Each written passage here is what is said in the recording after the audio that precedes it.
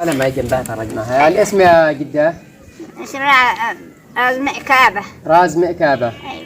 أيوة. معاناتك في هذا الزمان؟ الله صعبة. ها؟ لا بشيء فريه. هل تدخلين ما هو ما ما هي النواقص اللي عليك ما تقدرينش تستطيعين عليها توصلين إليها أي مواصلات؟ كلها. لذلك يكون سمكة حتى سمكة مشاهد ما نقدر ما تصليش عليه. ما قدرت شيء. الحالة صعبة. صعبة ويجابها إلا الله سبحانه. وأنا ما معكش أحد كبير يقدر إنه يصرف البيت ولا أي واحد ولا. ولا. عندنا أخوان كبار ما دخل حتى بصلاة. ولا شيء. أشياء إلا الله سبحانه. وكيف تقولين تآنين هذا الأطفال؟ من فين تقولين شنوهم؟ الله له ربي. ها؟ له الله. له الله. أيوة. له الله بس الله سبحانه وتعالى ما كل إنسان. ما كل ولكن إنسان. هل تجدين مساعدة من بعض القرى أو الأزل أو أي حاجة أو صديق أو رفيق من أي منطقة؟ الله ما معي إلا هو ماجد.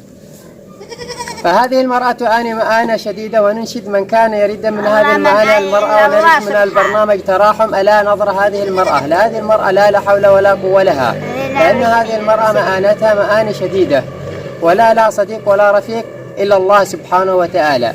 نريد من برنامج تراحم مع إنشاد هذه المرأة. الله يحفظنا يحفظ جميع المسلمين. واللي شياها بياهب له، واللي شياها بياهب له، ما يهب شاء الله يعافيهن يعافينا ويهب لجميع المسلمين. آمين. ويحفظنا ويحفظ جميع المسلمين. آمين. آمين. الله يعافيك.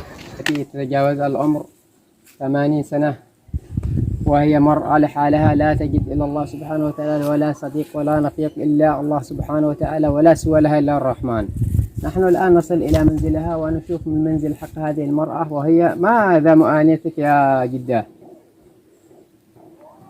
ما هي معاناتك؟ من ما تآنين؟ مما هو اللي ناقصون عليك؟ كل هالدنيا ناقص لا الأكل والشرب من فين ياتبوا؟ الأكل مدارة بسل. ها؟ مدارة بسل. يابوا لك المدارة. ويابوا لي بنات أخي من هناك ياتبوا. لقمة واحدة، بعض الحين تفطرين بعض الحين ما تفطرينش بعض الحين. أفعل. ها؟ أفعل. صيامة. صومين تتسحرين ولا ما تتسحرينش؟ والله أشياء غبيشون. بس. ذي وذي. وخلاص. وهي.